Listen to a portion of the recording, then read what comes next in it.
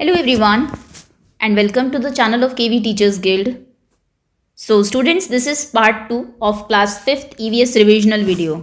Class 5th periodic second का जो EVS है आपका, उसकी हम लोग रिवीजन कर रहे थे. उसमें 6 चैप्टर्स आपके आ रहे हैं PT2 में इस बार, जिसमें कि 2 chapters we already did in our previous video, which were what if it finishes, जो कि पेट्रोलियम के बारे में था. अ शेल्टर सो हाई, जो कि आपके जम्मू एंड कश्मीर लेह लद्दाख के लोगों की काफ़ी सारी चीज़ें जो है उनके बारे में है. नेक्स्ट 2 चैप्टर्स जो है आपके व्हेन द अर्थ शूक, जो कि अर्थक्वेक के बारे में है, and blow hot blow cold, ये हम इस वीडियो में कवर करेंगे. Okay, so chapter number 14 and chapter number 15, these 2 chapters we are going to do in second video.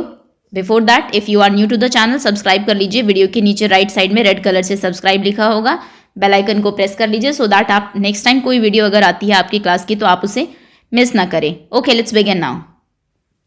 So chronology तो अब तक आप जान गए होंगे किस तरीके से हम लोग करेंगे. सबसे पहले तो एनसीईआरटी से जो कुछ इंपॉर्टेंट इन्फॉर्मेशन है वो मैं आपको बताऊंगी. Next when the earth shook 14 chapter की, उसके बाद पहले एनसीईआरटी करेंगे हम, उसके बाद चैप्टर की जिस्ट में थोड़ी सी बताऊंगी आपको क्या क्या चीज़ें आपको पता होनी चाहिए जो डिस्क्रिप्टिव उसमें आ सकती है, और थर्ड हम लोग कुछ इसके मल्टीपल चॉइस क्वेश्चंस करेंगे. ओके, सो चलिए, सबसे पहली चीज़ जो एनसीईआरटी में आप अंडरलाइन कर लीजिए और वो लर्न भी करनी है आपको, द डेट 26 ऑफ जनवरी, जो कि आसानी से याद रह जाएगी आपको क्योंकि उस दिन आपका रिपब्लिक डे होता है इंडिया में. और ईयर था 2001, यानी कि 2000 जो था ईयर, उसका पहला ही साल था. 2001 में अर्थक्वेक आया था जिसका सेंटर जो था वो भुज में था. ओके, तो पहले तो ये 2 चीज़ें याद कर लीजिए. यहाँ से एक क्वेश्चन मल्टीपल चॉइस में ज़रूर बन सकता है कि किस डेट को आया था और कहाँ पर उसका सेंटर था.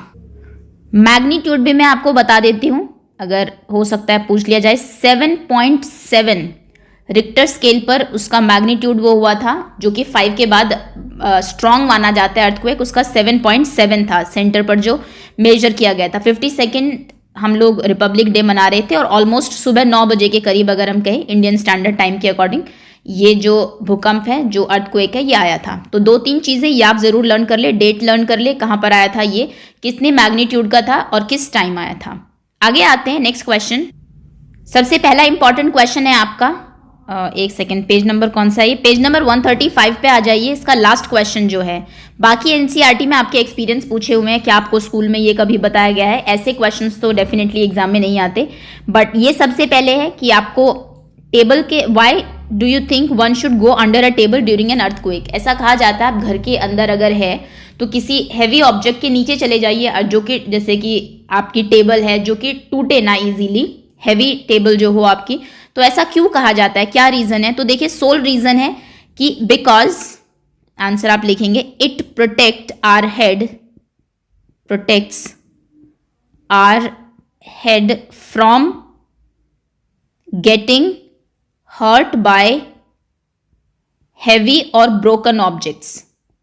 कोई भी, आप जानते हैं कि ये तो नॉर्मल है, अर्थक्वेक में चीज़ें टूट जाती है. इनफैक्ट जो बिल्डिंग है दे ऑल्सो कोलैप्स, वो भी गिर जाती है कई बार ऊपर से. तो आपके सर को बचाने के लिए मेनली ये आपको बोला जाता है कि किसी उसके आप नीचे चले जाइए. बिकॉज मैं हमेशा कहती हूँ कि सर की जो इंजरी है, हेड की इंजरी, वो सीवियर इंजरी हो सकती है और कहीं आपके हाथ में लग गई, पैर में लग गई तो आप प्लास्टर करा लेंगे, लेकिन सर को बचाना बहुत ज़रूरी है क्योंकि वहाँ पर जो केसेस जो है वो बहुत क्रिटिकल हो सकते हैं. इसलिए आपने देखा होगा कि जो आप जब ड्राइव करते हैं टू व्हीलर्स तो हेलमेट ज़रूरी है सर के लिए. उसका रीज़न भी यही है ताकि हेड आपका प्रोटेक्ट हो सके किसी भी इंजरी के टाइम. ओके, नेक्स्ट जो इंपॉर्टेंट क्वेश्चन है, तो एक तो आप इसको प्रिपेयर कर लीजिएगा. ये डेट, टाइम और जगह तो मैं आपको बता चुकी हूँ. नेक्स्ट इंपॉर्टेंट क्वेश्चन है ये आपका कि ऐसे सिचुएशन में कौन कौन हेल्प करता है. जैसे कि सबसे पहले उन्होंने बताया हुआ एक एनिमल है डॉग, जो कि लाया जाता है ताकि वो स्मेल आउट कर सके. Where are people are lying trapped, लोगों के ऊपर बिल्डिंग गिर जाती है, कोलैप्स हो जाती है, डेब्रिस जो कचरा है उसमें लोग रहते हैं, कई बार मलबा जो है, माफ करना, नॉट कचरा, तो वहां से जो स्निफ करके डॉग जो है वो बता देता है कि ह्यूमन बीइंग कहाँ पर है ताकि उनको रेस्क्यू किया जा सके. और कौन कौन लोग हैं जो कि ऐसे टाइम पर हेल्प करते हैं, इनके नाम आपको पता होने चाहिए. सेकंड जो लोग हेल्प करते हैं वो आर्मी के जवान्स हैं, जिनको बुलाया जाता है स्पेशली ऐसे केसेस में, या फिर पुलिस है. ये क्या करती है, ये सबसे पहले तो जो टेक आउट, जो इंजर्ड है उनको उसके अंदर से निकालती है, इंजर्ड फ्रॉम डेब्रिस, मलबे के अंदर से. And send them to hospital. ये बाकी आप लिख लीजिएगा, इतना मैं टाइम इसमें नहीं दे रही हूँ, बस बता देती हूँ आपको जल्दी से। हॉस्पिटल उनको भेजा जाता है। नेक्स्ट डॉक्टर्स, वेरी इंपॉर्टेंट, जो कि ट्रीट करते हैं पेशेंट्स को, ट्रीट करते हैं इंजर्ड पीपल को, not patient, injured people. Okay. Next बहुत सारे एनजीओज होते हैं, नॉन गवर्नमेंट ऑर्गेनाइजेशंस, जो कि लोगों को हेल्प करते हैं, provide them clothes and food, कपड़े देते हैं और फूड देते हैं। लोकल लोग भी, लोकल पीपल भी हेल्प करते हैं इन सब चीज़ों में। अगर किसी का घर टूट गया मान लीजिए, उनको जगह देते हैं रहने के लिए and all. So these are some people, ये कुछ लोग हैं जो कि लोकल पीपल भी आप यहाँ पर लिख सकते हैं, जो कि हेल्प करते हैं। उसके बाद जो बाद में जिनकी बारी आती है वो है engineers and architect. Engineers, architect, ये क्या करते हैं, ये जो दोबारा से रीबिल्ड करने में हेल्प करते हैं। रोड्स को बनाएंगे अगर डैमेज हो गई है तो, या फिर हाउसेस को बनाते हैं, किस तरीके से बनाया जाना है इस चीज़ में उनकी हेल्प करते हैं। तो ये कुछ लोग हैं जो कि अर्थक्वेक के टाइम पे हेल्प करते हैं, तो इनको एक बार आप जरूर देख लेना। नेक्स्ट क्वेश्चन इज, नेक्स्ट दो इंपॉर्टेंट टर्म्स और है आपकी, ड्रॉट एंड फेमाइन। ड्रॉट मतलब होता है सूखा पड़ना, जैसे इसका ऑपोजिट है फ्लड, बाढ़ आना, बहुत ज्यादा पानी जब हो जाता है। ड्रॉट मतलब जब बिल्कुल कुछ जो वाटर है, स्केर्सिटी ऑफ वाटर, पानी की कमी एक लंबे टाइम तक, उसको ड्रॉट कहते हैं। फेमाइन, फेमाइन को हिंदी में अकाल बोलते हैं। ये होता है नॉन अवेलेबिलिटी ऑफ फूड, आपको खाना नहीं मिल रहा बहुत लंबे टाइम तक, अगर ड्रॉट रह जाता है, अवेलेबिलिटी ऑफ फूड, तो क्रॉप नहीं उगती, लोगों को खाना नहीं मिलता, तो ऐसी सिचुएशन को हम लोग फेमाइन बोलते हैं। तो ये जो दो और नेचुरल कैलामिटीज हैं आपकी, इनका नाम और आप याद कर लीजिए। नेक्स्ट इंपॉर्टेंट क्वेश्चन है आपका फ्लड के बारे में, ये वाला कि what type of difficulties are faced by people during flood. Flood के टाइम पे लोगों को क्या क्या डिफिकल्टीज होती है। फ्लड क्या होती है, फ्लड होता है ओवरफ्लो ऑफ वाटर, जिससे कि लैंड या फिर जो एरिया है आसपास का वो सबमर्ज हो जाते हैं, डूब जाते हैं पानी में। तो क्या क्या डिफिकल्टीज होती है लोगों को, मैं सिर्फ वैसे ही बता देती हूँ। सबसे पहले तो जो आपका हाउसेज होंगे, लोग पीपल बिकम होमलेस, घर बेघर हो जाते हैं क्योंकि घरों में पानी भर जाता है, रहने के लिए जगह नहीं होती। उसके बाद many people lost their love ones, कई बार लोग अपने जो people sometimes die also, indirectly अगर कहा जाए। कैटल डाई बिकॉज लोगों को तो कई बार रेस्क्यू टीम रेस्क्यू कर लेती है, बचा लेती है। आपके जो मेन प्रॉब्लम है वो कैटल एनिमल्स के लिए होती है, उतने एनिमल्स को भी नहीं बचाया जा सकता, और कई लोगों की जो लाइवलीहुड है, जो उन पर बेस्ड है, जो कि जानवर पालते हैं, वो चली जाती है उनके पास से। नेक्स्ट, बहुत सारी वाटर बॉर्न डिजीज हो जाती है, पानी से जो बीमारियां होती है, ये हम पढ़ चुके हैं, वो फैल जाती है। महामारियां कई बार फैल जाती है क्योंकि सूखता नहीं है पानी, बहुत घर में स्मेल हो जाती है एंड ऑल। और availability of food and water, non availability of food and water, पानी और फूड जो है वो लंबे टाइम तक लोगों को अवेलेबल नहीं होता। लाइफ को वापस ट्रैक पे आने में बहुत लंबा टाइम लग जाता है किसी भी नेचुरल कैलामिटी के बाद। ओके, सो ये है आपके चैप्टर के इंपॉर्टेंट चीजें। अब मैं आपको कुछ एक्स्ट्रा चीजें बता देती हूँ थोड़ी सी, जो कि इसमें आपको पता होनी चाहिए। फर्स्ट थिंग फर्स्ट, सबसे पहले तो आपको नेचुरल डिजास्टर्स और मैन मेड डिजास्टर का पता होना चाहिए। मैं लिख ही देती हूँ बिकॉज वो natural disaster and man made. Okay, so natural disasters वो होती है जो कि क्रिएटेड बाय नेचर, जिस पर कि हमारा कंट्रोल नहीं होता, नेचुरली वो जो है वो क्रिएट होती है, क्रिएटेड बाय नेचर। और जो आपकी मैन मेड डिजास्टर है वो होती है आपकी कॉज्ड बाय ह्यूमन एक्टिविटीज, हमारी एक्टिविटीज की वजह से ये होती है। दोनों के कुछ एग्जांपल्स भी आपको पता होने चाहिए। नेचुरल डिजास्टर जैसे कि अर्थक्वेक, अब अर्थक्वेक आने में हमारा कोई हाथ नहीं है, वो नेचुरली होता है। फ्लड, बाढ़ आ गई, वो भी नेचुरली होता है। सुनामी, वो भी नेचुरल डिजास्टर है आपकी। वोल्केनिक इरप्शन, ज्वालामुखी का फटना जिसे आप कहते हैं, ये भी नेचुरल ही होता है। ड्रॉट, सूखा पड़ गया, बारिश नहीं हुई, ये भी नेचुरली ही होता है। तो ये कुछ है आपके 4 to 5 अगर आप लर्न कर सके, ये नेचुरल डिजास्टर्स के नाम है। मैन मेड डिजास्टर्स आपके हो सकते हैं जैसे कि एक्सीडेंट्स, आप रेकलेस ड्राइविंग कर रहे हैं या फिर जो ट्रैफिक रूल्स हैं उनको फॉलो नहीं कर रहे हैं, एक्सीडेंट हो जाता है, तो ये आपका मैन मेड डिजास्टर है। पोल्यूशन मैन मेड डिजास्टर है, नेचर तो पोल्यूशन करता नहीं है, तो हम लोग कर रहे हैं और उससे फिर प्रॉब्लम भी हो रही है लोगों को, तो ये एक मैन मेड डिजास्टर है। नेक्स्ट हो सकता है आपका जो डिफॉरेस्टेशन है, पेड़ बहुत ज़्यादा कट रहे हैं, ये एक मैन मेड डिजास्टर है। ऑयल स्पिलिंग एंड ऑल, तो ये कुछ आपके मैन मेड डिजास्टर्स हैं। तो सबसे पहले तो आपको दोनों की डेफिनेशन पता होनी चाहिए। यहाँ पर पॉज करके एक बार फिर से खुद से पढ़ लेना इसको। ओके, नेक्स्ट जो चीज इसके बाद आपको पता होनी चाहिए, that is what is earthquake. Earthquake है क्या, एक छोटी सी डेफिनेशन मैं आपको बता देती हूँ। Earthquake is an intense shaking of earth. Simple, कोई भी पूछे, शेकिंग ऑफ अर्थ सरफेस। चलिए, अर्थ का सरफेस जब शेक होता है तो उसको हम लोग अर्थक्वेक कहते हैं, बस। इसलिए आपका चैप्टर का नाम भी व्हेन द अर्थ शूक ही है। वैसे फॉल्ट एंड ऑल और प्लेट्स वगैरह में इतनी डिटेल में आपको जाने की जरूरत नहीं है, अभी बस आपके लिए इतनी डेफिनेशन काफी है। नेक्स्ट है कि अर्थक्वेक को मेजर किस चीज में किया जाता है, मेजरमेंट। तो इसको मेजर किया जाता है रिक्टर स्केल पर। स्पेलिंग भी देख लीजिए, रिक्टर स्केल, जो कि कितने मैग्नीट्यूड का अर्थक्वेक है वो बताते हैं। जैसे कि हम भुज की बात करें, शायद मैं बता भी चुकी हूं आपको पहले, 7.7 रिक्टर स्केल का अर्थक्वेक वहां पर आया था। कौन सा कम इंटेंस है, कहां से कहां तक हाई इंटेंसिटी है, कौन सा सीवियर है, उतना आपको जानने की जरूरत नहीं है, बट ये जान लीजिए बहुत ही सीवियर अर्थक्वेक था।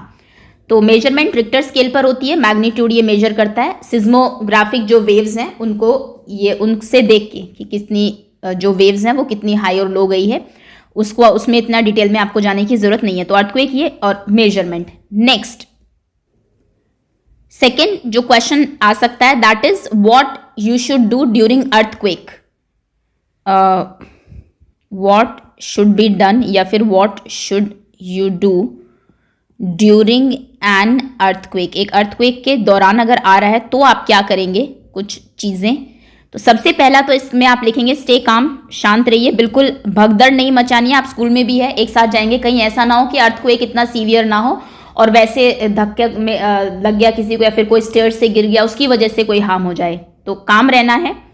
Second thing, if you are indoor, अगर आप घर के अंदर है, स्टैंड अगेंस्ट, ये घर के अंदर की बात बता रही हूँ, उसके अंदर आगे वो ऐड कर लीजिएगा, स्टे अगेंस्ट अ वॉल, दीवार के सहारे खड़े हो जाइए।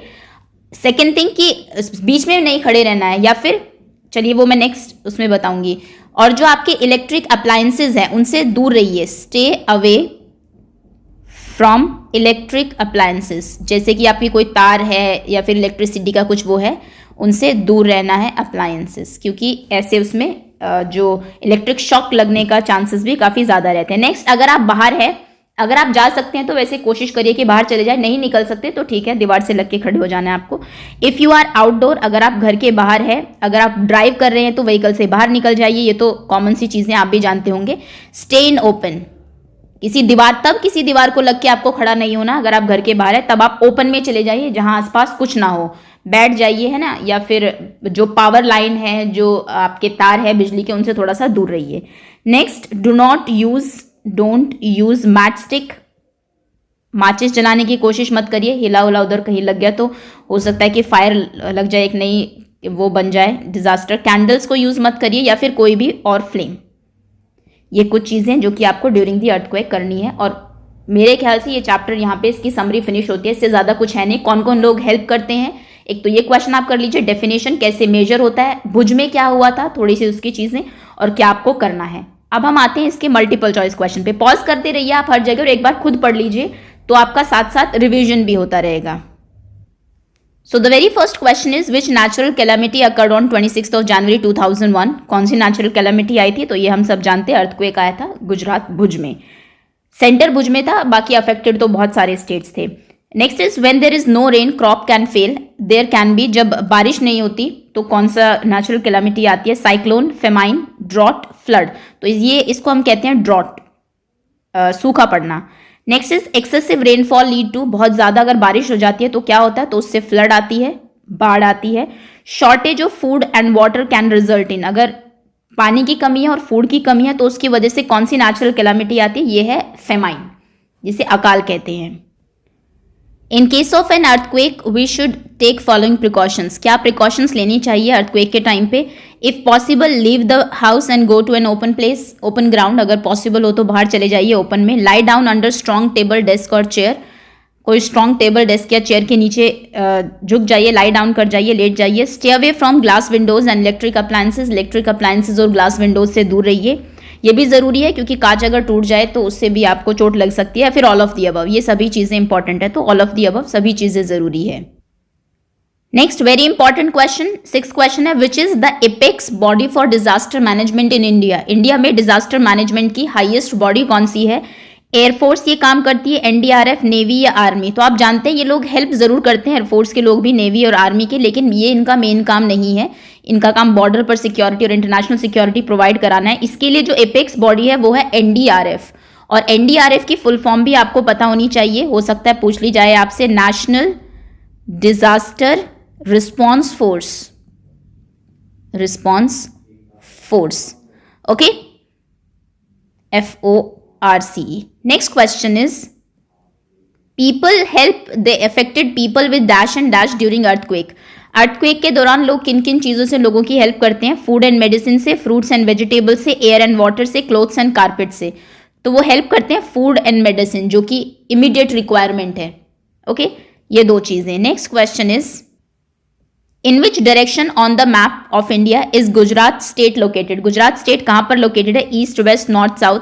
सबसे पहले तो किसी भी मैप में आपको ईस्ट वेस्ट डायरेक्शन पता होनी चाहिए। ये ईस्ट डायरेक्शन है, दिस इज वेस्ट, ऊपर नॉर्थ है और नीचे साउथ है। और अगर आप इंडिया का मैप जानते हैं, थोड़ा सा मैं कोशिश करती हूँ बनाने की, लाइक दिस, तो आप जानते होंगे कि ये यहाँ पर गुजरात है, तो यानी कि वेस्ट में है, तो ये वेस्टर्न स्टेट है, और आपको मैप पे भी पता होना चाहिए। हो सकता है आपसे पूछ लिया जाए कि मैप पे शो करिए। Next is, which scale is use to measure earthquake? Earthquake को मेजर करने के लिए क्या यूज करते हैं? कंपास, रिक्टर स्केल, रूलर या फिर न्यूटन स्केल? रिक्टर स्केल, ये मैं बता चुकी हूँ। Last question is, identify man made disaster. Man made disaster को आइडेंटिफाई करिए। Deforestation, volcanic eruption, earthquake, flood. तो ये हमारी वजह से नहीं आती है, man made disaster, deforestation. So ये थे इसके question answers. Now let's move to the next chapter. Next chapter is blow hot, blow cold. So first thing first, जो इसमें एक क्वेश्चन इंपॉर्टेंट है यहाँ पर आपका, कि सबसे पहले मैं वैसे बता देती हूँ, बिकॉज क्वेश्चन एग्जैक्ट वो नहीं है, इसमें थोड़ी सी एक्टिविटी आपको बताई हुई है। एग्जाम में ये तो नहीं कहेंगे कि अपने हाथ को डिस्टेंस पर रखिए, पास में रखिए। आपसे ये पूछा हुआ है कि जब आप अपने हैंड्स को फेस के पास रखते हैं और ब्लो करते हैं, फूंक मारते हैं उस पर, तो वो आपको वार्म फील होती है, बट जब आप डिस्टेंस पर रखते हैं और फिर ब्लो करते हैं, तो वही जो आपकी ब्लोइंग है, जो हवा है, जो which is coming out from your mouth, वो आपको कोल्ड फील होती है। इसका रीजन क्या है? तो ये इंपॉर्टेंट क्वेश्चन बन सकता है यहाँ से। टीचर इसको लैंग्वेज में भी दे सकती है, MCQ के फॉर्म में भी दे सकती है। तो देखिए, रीजन ये है कि when we put our hands at some distance from our mouth, अगर आप थोड़ी डिस्टेंस पर रखते हैं और उस पर ब्लो करते हैं, तो आपको ज़्यादा वार्मर फील नहीं होती आपकी जो एयर है। वैसे the air which is coming out from your mouth, जो आ रही है आपके मुंह से, वो वार्मर है एज कंपेयर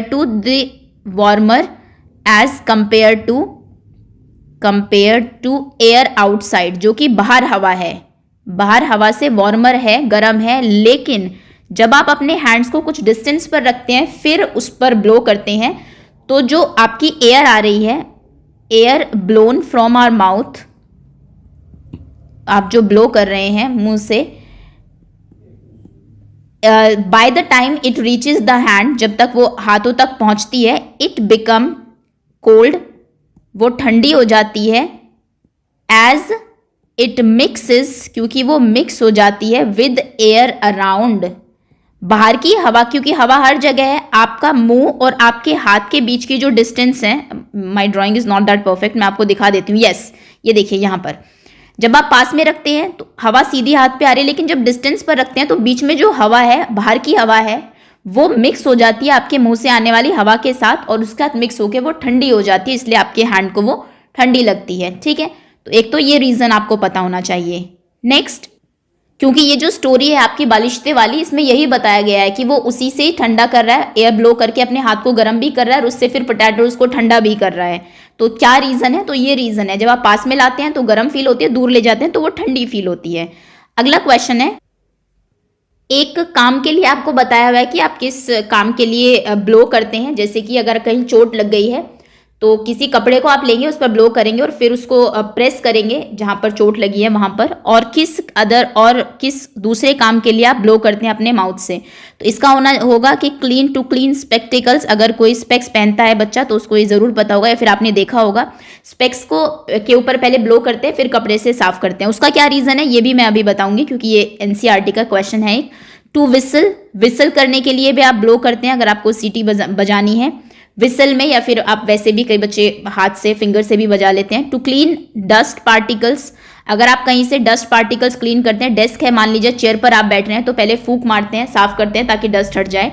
और आप करते हैं to blow into the flute, या फिर टू प्ले फ्लूट, फ्लूट बजाने के लिए भी उसमें ब्लो करते हैं। ओके, तो ये कुछ और चीजें हो सकती है जिसमें आप आपको ब्लो करने की जरूरत पड़ती है।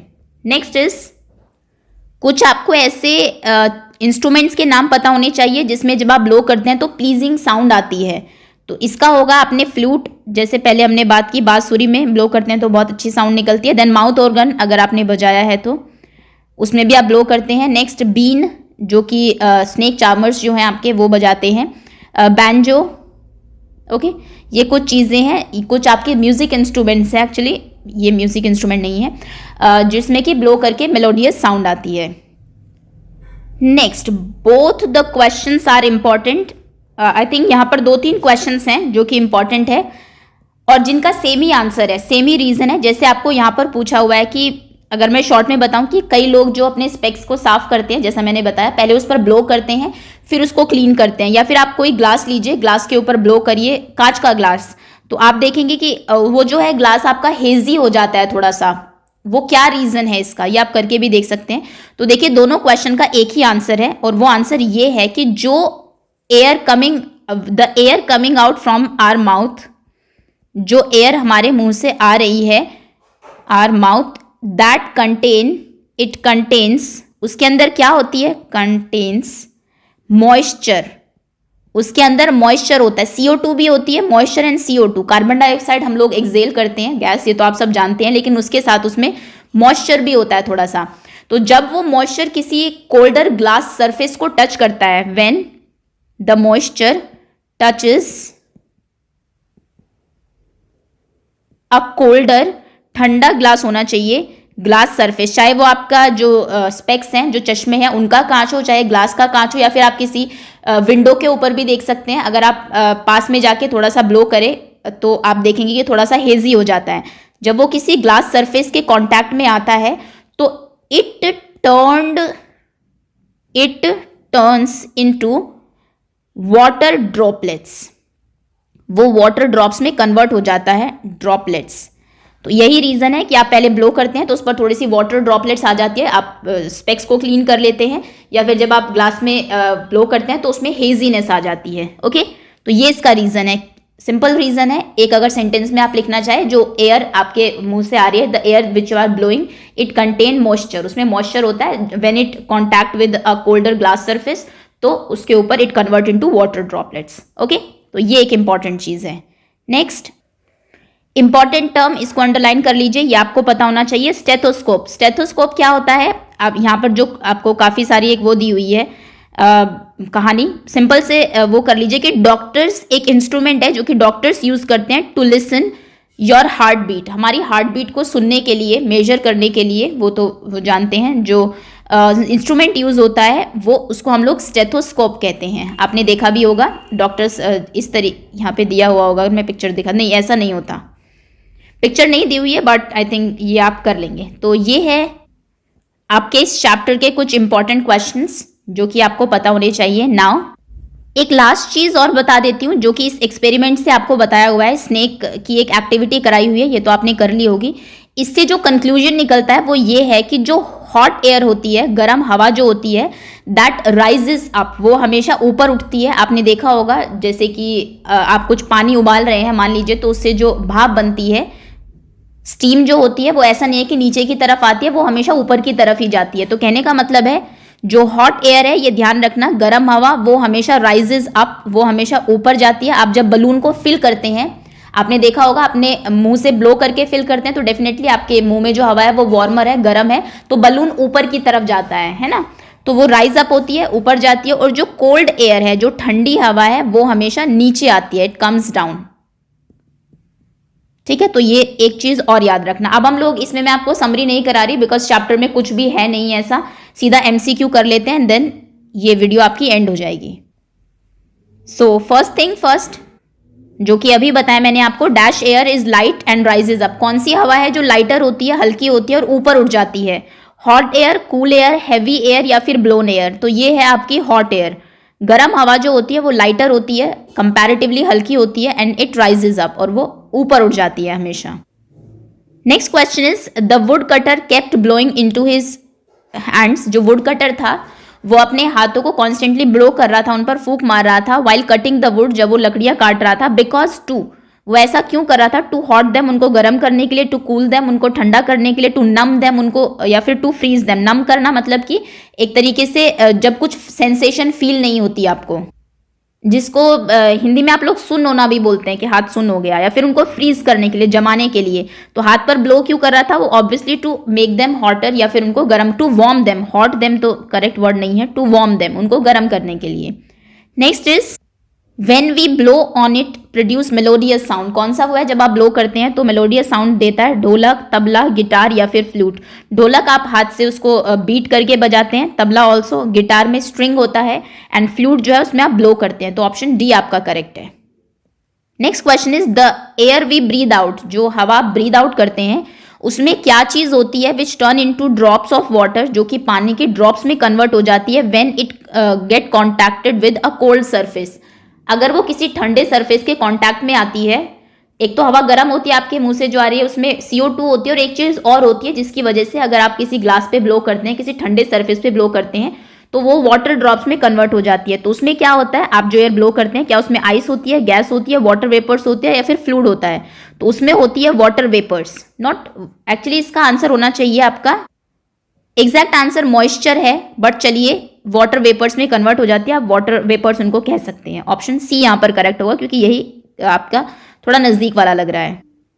Next is why do we blow at a burning fire. आप एक जलती हुई आग पर ब्लो क्यों करते हैं? जैसे आपने देखा होगा, बर्थडे है आपका, कैंडल जलाते हैं, आप उसमें ब्लो करते हैं। कूल देम, उसको ठंडा करने के लिए, टू वार्म देम, ये हॉट देम गलत वर्ड है, to warm them, to keep burning, ताकि वो जलती रहे, या फिर टू काम देम, या फिर उसको बुझाने के लिए आप ऐसा करते हैं फायर को। और अगर कोई फायर बुझी हुई है, जैसे कि आपने गांव में देखा होगा, चूल्हा जो है, अर्दन जो चूल्हा होता है, मिट्टी का चूल्हा, उसमें जब जलाते हैं और अगर आग बुझ गई है तो फिर हम उसमें ब्लो करते हैं, ताकि वो उसको थोड़ा सा सप्लाई हो ऑक्सीजन की, और वो फिर से जलने लगे। ओके, तो वो बुझाने के लिए भी यूज होती है और फिर जलाने के लिए भी यूज होती है। तो इसमें बर्निंग एयर पे अगर आप ब्लो कर रहे हैं तो ऑब्वियसली और तो नहीं जलेगी वो, क्योंकि वो खुद ऑलरेडी बर्निंग है। To calm them. Next is, जैसा मैंने कहा था, इंपॉर्टेंट है कि कौन सा इंस्ट्रूमेंट यूज किया जाता है to listen sound of heart beat की साउंड सुनने के लिए। Microscope, stethoscope, telescope, microphone. तो ये यूज किया जाता है स्टेथोस्कोप, जो कि डॉक्टर्स यूज करते हैं। Next is suppose you bang your head while playing, your forehead is swollen. आप खेल रहे हैं, कहीं सर लग जाता है और वो स्वेलिंग आ जाती है उस पर।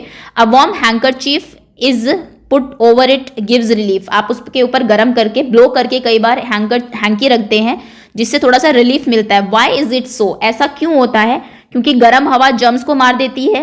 Handkerchief has medicine in it, handkerchief में मेडिसिन होती है, हैंकी में। Warm air Sood the skin giving relief, गर्म हवा जो है वो स्किन को रिलीफ देती है, सूदिंग इफेक्ट देती है। It is done to please children, बस बच्चों को खुश करने के लिए ऐसा किया जाता है। तो ऐसा कुछ नहीं है। ये वार्म एयर जो है, कभी भी स्किन में अगर कोई वो दर्द हो रहा है आपको, तो अगर आप गर्म चीज उस पर लगाते हैं तो वो एक सूदिंग इफेक्ट देती है, थोड़ा सा आपको रिलीफ देती है, दर्द थोड़ा सा कम होता है। ऑप्शन आपका सी करेक्ट है। Next, the story blow hot blow cold was written by, ये मैंने छोड़ दिया था एक्चुअली, लास्ट में आपको राइटर का नाम दिया हुआ है। तो ये लिखी है फॉर्मर प्रेसिडेंट ऑफ इंडिया ने। यहाँ पर आपको ऑप्शन APJ अब्दुल कलाम दिया हुआ है, कल्पना चावला, ये जाकिर हुसैन एंड सचिन तेंदुलकर। तो ये लिखे है जाकिर हुसैन ने। जाकिर हुसैन हमारे पहले प्रेसिडेंट भी रह चुके हैं। Next question is When the air flows dash the paper snake will move anti-clockwise। ये वहां से लिया गया है जहां पे कि आपको एक एक्सपेरिमेंट दिया हुआ था, और ये क्वेश्चन मैं यहीं पे क्लियर कर देती हूँ क्योंकि मैंने वहां पे एक्सपेरिमेंट आपको ज्यादा समझाया नहीं। जो स्नेक है ना आपका, जब एयर नीचे की तरफ आती है, आपको उसमें बताया हुआ है पंखा जो चलाइए, तो क्या होता है कि जब एयर डाउनवर्ड आती है तो जो स्नेक है आपका वो एंटी क्लॉकवाइज मूव करता है, लेकिन अगर आप नीचे से ब्लो करते हैं, नीचे से हवा ऊपर जाती है, तो वो क्लॉकवाइज मूव करता है। तो ध्यान रखना, क्लॉकवाइज मूव करेगा तब जब एयर अपवर्ड जाएगी, ऊपर की तरफ जाएगी, और एंटी क्लॉकवाइज तब मूव करेगा जबकि एयर जो है क्लॉकवाइज, जबकि एयर डाउनवर्ड जाएगी, नीचे की तरफ जाएगी। इसको कहीं लिख लीजिए, एक क्वेश्चन हो सकता है यहां से ये बन जाए। लर्न ही कर लीजिएगा, बिकॉज एक्सपेरिमेंट मैं आपको करके नहीं दिखा सकती, आप चाहो तो वो एक्सपेरिमेंट कर सकते हो घर पे। साइड या कॉर्नर से कुछ इसका लेना देना नहीं है, अपवर्ड डाउनवर्ड, अपवर्ड होगी तो क्लॉकवाइज एंड डाउनवर्ड अगर आप ब्लो करते हो ऊपर से नीचे तो फिर वो एंटी क्लॉकवाइज जाएगा। एंटी क्लॉकवाइज का पूछा है तो ऑप्शन आपका ए करेक्ट होगा। Okay, suppose you are given hot khichdi to eat, आपको गर्म खिचड़ी दी गई खाने के लिए, आप उसको कैसे कूल डाउन करेंगे? बिना एयर ब्लो किए अपने मुंह से, हवा नहीं, फूंक नहीं मारनी है, वो तो एक है ही तरीका। By mixing cold water into it, उसमें ठंडा पानी मिला देंगे। Spreading it over a plate, उसको एक प्लेट में स्प्रेड कर देंगे। Putting ice cubes into it, khichdi में आइस क्यूब डाल देंगे, या फिर उसको अपनी हथेली पर ठंडा करेंगे। इससे आपकी हथेली जल जाएगी, इससे खिचड़ी का इन दोनों से टेस्ट खराब हो जाएगा। सही तरीका है उसको स्प्रेड कर देना प्लेट के ऊपर। किसी भी गर्म चीज को अगर आप सरफेस बढ़ा देते हो, उसका ज्यादा फैला देते हो, तो वो जल्दी ठंडी होती है। ओके, तो यहाँ पर आपका ऑप्शन बी करेक्ट है। सो स्टूडेंट्स, ये है आपकी सेकंड वीडियो। 2 चैप्टर्स हम लोग कवर कर चुके हैं, ऑलमोस्ट 30 मिनट्स की वीडियो ये हो गई है। होपफुली चैप्टर आपको अच्छे से समझ में आ गया होगा। हम लोगों ने सब चीजें डिस्कस कर ली है जितनी चीज आपको पता होनी चाहिए इन चैप्टर्स में। So thank you so much for watching and wait for next video to come.